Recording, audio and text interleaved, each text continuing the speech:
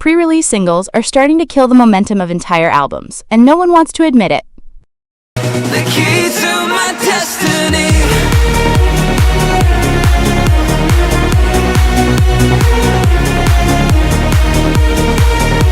But I still hold the key to my destiny.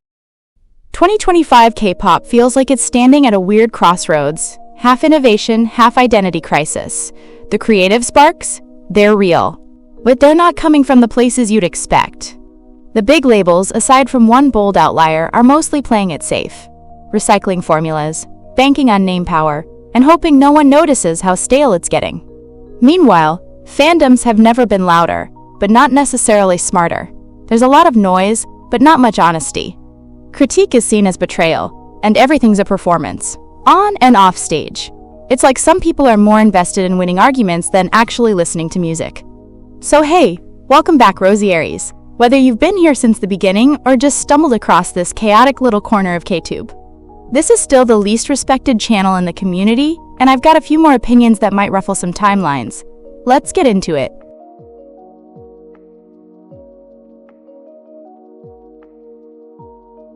The Big Four weren't ever the blueprint to begin with. They've never been trendsetters, just bigger copycats with better lighting, fancier sets, and massive PR budgets. The real innovation?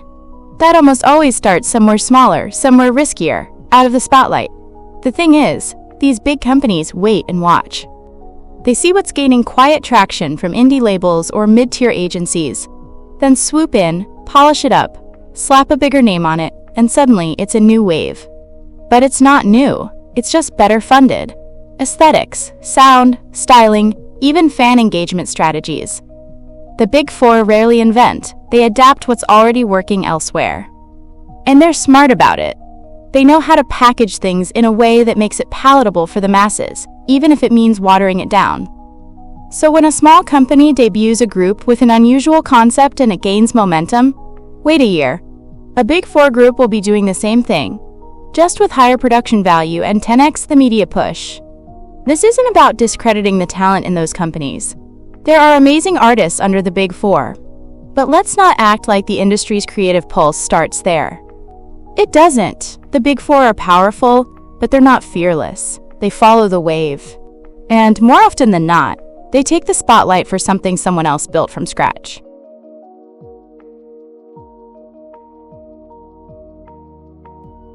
Can we talk about how frustrating it is that so many dance practice videos are filmed like the camera's allergic to getting close? I'm not trying to squint my way through an entire choreo just to make out what's going on. I get that the wide shots help capture the full formation, but when it's so far back that I can barely see footwork, expressions, or even basic arm movements, what's the point? I actually like stationary dance practices when they're framed right. Not everything needs to be zooming around or edited like a performance stage. But the camera doesn't need to be halfway across the room either. There's a sweet spot where you can still see formations and the details that make the choreography hit harder, and a lot of these videos miss it completely. That's why I end up gravitating toward the moving ones more often. At least I can see what's happening without straining my eyes. I'm not asking for dramatic angles or cinematic lighting, just don't make it feel like I'm watching from the back row of a concert hall. If the choreo is good, let us actually appreciate it. Up close.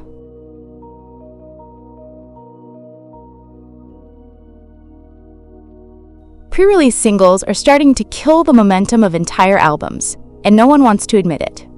I get the idea. Tease the comeback with something strong, build excitement, then hit us with a title track. But too often, the pre-release ends up being the best song in the whole project. So by the time the actual title drops, it just feels, well, underwhelming. It's not even about taste at this point. It's about rollout choices that don't make sense. Why lead with the track that has all the impact, only to follow it up with something that sounds like a filler with a bigger budget? Fans can tell when the energy dips, and pretending it's some master plan doesn't fix that. It just makes the album feel front-loaded and oddly paced. If anything, it messes with the natural build-up. By the time the title track hits, half the excitement is already spent. The pre-release did all the heavy lifting, and the payoff feels flat. It's not that pre-releases are bad. They're often great. But maybe labels should start thinking about what story the music is telling, and whether they're accidentally peaking too early. Because right now, it keeps happening, and it's ruining the ride.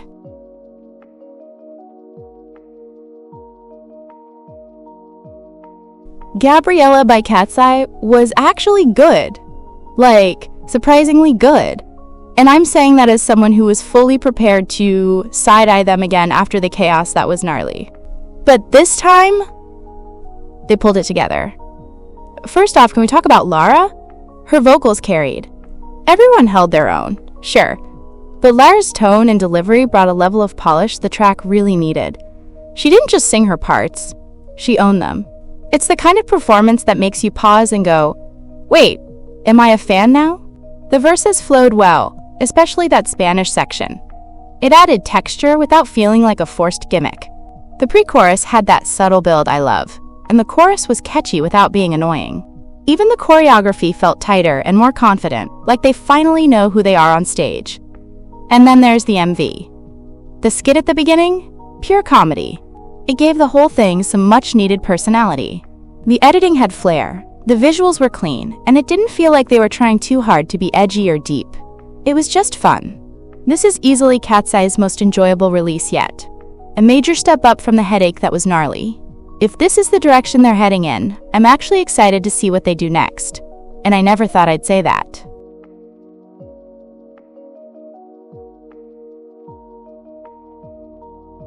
Why do K-pop boy group stylists hate consistency so much? One minute they look like undercover bouncers at a Blade Runner rave. The next they're dressed like Victorian schoolboys who just discovered Etsy. It's like there's a dartboard in the styling room labeled leather, lace, pearl brooches, and distressed denim, and they just go with whatever sticks. The problem isn't even the risk-taking. It's the complete lack of direction. There's no identity, no signature look, just random aesthetics stitched together and called a concept. I'm not asking for every group to wear matching uniforms or go full minimalist, but how am I supposed to take a group seriously when their last comeback looked like a biker gang cosplay and now they're walking around in pastel tweed? It's not versatile, it's disjointed. And at some point, it starts to feel like the stylists are more focused on chasing trends than actually highlighting the members' personalities or group vibe. Honestly, it's starting to feel less like fashion and more like a costume party with no theme. Some of these guys are pulling off great looks, in spite of the styling, not because of it. And that says everything.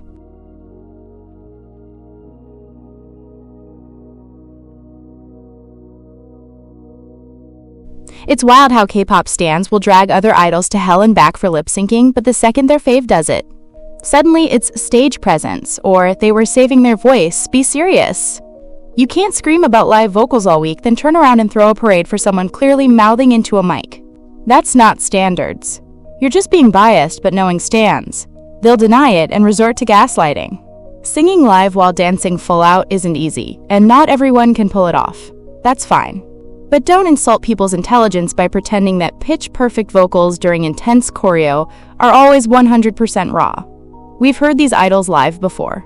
Some are great, some are shaky, and that's human. But you can't expect casual listeners to pretend they didn't notice the auto-tune safety net or the mic conveniently turned off when the hard parts hit. What's worse is how defensive fans get. Say one honest thing and now you're spreading hate or jealous. No, some of us just have ears and questions. If you're gonna demand high standards from everyone else, hold your own faves to them too. Or just admit it's not about vocals, it's about loyalty. Either way, pick a side and stick to it.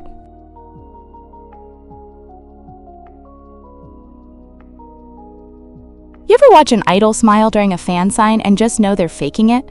Not in a shady way, just in that tired, please don't say anything weird kind of way. I genuinely do believe that there are idols who can't stand their own fandom sometimes, and that's not shocking.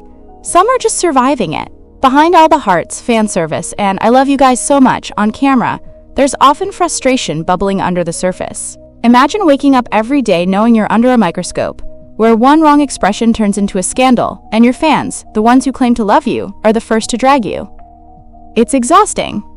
Some fans cross boundaries, treat idols like property, or weaponize support to control them. And idols can't call it out without risking backlash or breaching their contract. They're trained to smile through discomfort, thank strangers who invade their privacy, and pretend every fan is a blessing. But let's not kid ourselves. When the cameras are off, some of them breathe easier without the fandom noise. It doesn't mean they hate everyone, just the toxic parts no one wants to talk about. And honestly, who wouldn't feel the same under that kind of pressure?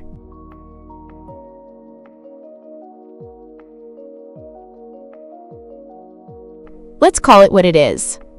I-dle forgiveness is a popularity contest. If you're backed by a big 4 label, or have a fan base big enough to trend hashtags in 5 languages, you're almost untouchable. Apology? Optional. Accountability? Delayed. People will spin entire essays to defend you, even when the mistake is glaring. But if you're from a smaller company, good luck. One slip-up, no matter how minor or how fast you apologize, and it's career over. The hypocrisy is loud. We see idols from top-tier groups bounce back from controversies that would have ended a Nugu's career in a week. Why? Because money talks. Influence cushions the blow. Fans and companies will rebrand, distract, and reframe the narrative until people forget. Meanwhile, smaller groups get dragged through months of backlash with no PR machine to clean it up. What's frustrating is that it has nothing to do with the actual mistake, and everything to do with who's making it. People love to talk about accountability in K-pop, but it's selective. If we're going to hold idols to a standard, it needs to apply across the board. Otherwise, it's just another rigged system wrapped in fan loyalty.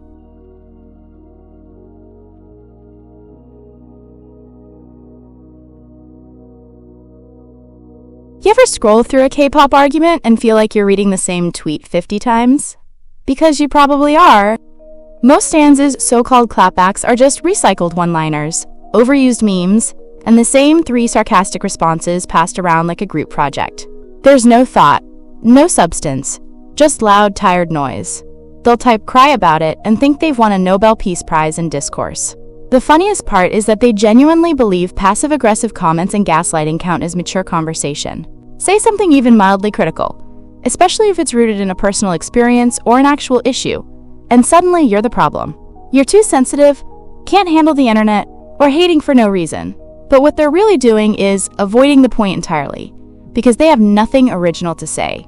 No nuance, just defense mode. They call it standing their ground, but it's really just deflection wrapped in sarcasm.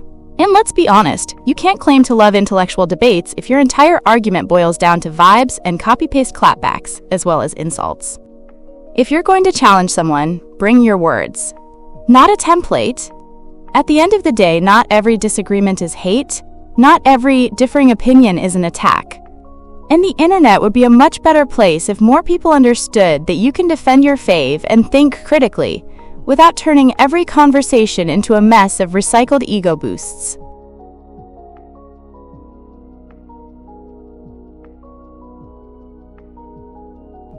Let's just admit it. Girl groups get way more shade thrown their way than boy groups. And it's honestly exhausting. Every move a girl group makes gets picked apart like it's some national crisis, from their outfits to their vocals to how they hold a mic. Meanwhile, a boy group can basically exist on stage, and suddenly it's visionary or next-level artistry. The double standard is glaring. Girl groups get slapped with labels like lazy for keeping things simple or try hard when they actually take risks. They're too cute, then too sexy, too stiff, or too extra. Basically, no matter what they do, it's wrong. But have a male group pull the exact same thing? Instant praise for artistic growth and evolution. Or my favorite, male idols are just better in stage presence, vocals, and rap. It's always female idols who fall short. That's why I stan X-boy group. Brah! It's wild how the same actions are interpreted through 2 totally different lenses. What really kills me? If you criticize a girl group, people usually nod along or at least don't jump down your throat. But say one honest thing about a boy group, especially from a major label, and you get branded a hater or fake fan faster than you can blink. It's like boy groups get a shield of untouchability that girl groups just never get. This isn't just about opinions.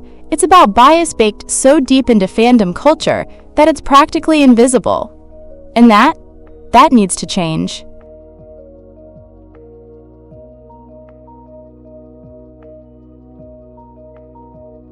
Let's give credit where it's due. The Black Label really did something with All Day Project. A co-ed group in today's K-pop scene? That alone deserves applause. It's rare, it's refreshing, and honestly, long overdue. They took a risk, and I respect that. From the moment the song started, I was locked in. The verses had this nice groove that immediately pulled me in, and the pre-chorus did a solid job of building up the energy. Now, the chorus?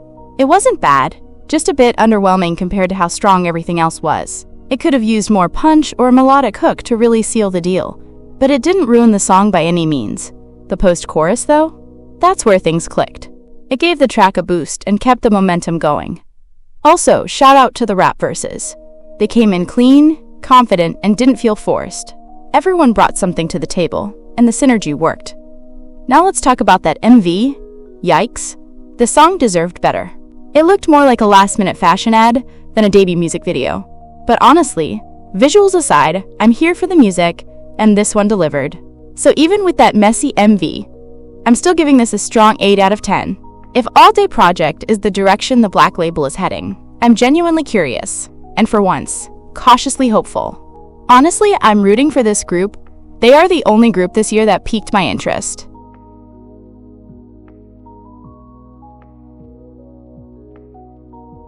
Wicked by All Day Project isn't as bad as I thought it'd be. Let's start there.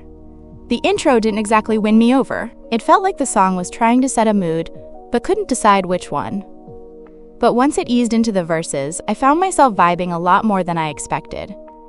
There's a groove in the instrumental that seriously goes hard. That beat carries, and it's what kept me hooked long enough to appreciate the rest. Now let's talk about the chorus, or the word on repeat. That's where it lost me. It's not awful, but there's just no real payoff. It felt like a placeholder that somehow made the final cut. The repetition doesn't build tension, it just sits there. And with a track that has such strong production, it deserves something more creative in that section. The rap verses? No complaints. They always deliver in that department. Flow, attitude, timing, it's solid every time. But as a whole, Wicked feels like it's missing that final piece. It's not a bad song, it's just incomplete. Like the frame is there, but the painting's not quite finished. The more I listen to it, the more it's grown on me. What started as a shaky 6 out of 10 has crept up to a respectable 6.5. It's listenable, it's got potential, but it's not their strongest work. Still, I'm not skipping it, and that says a lot.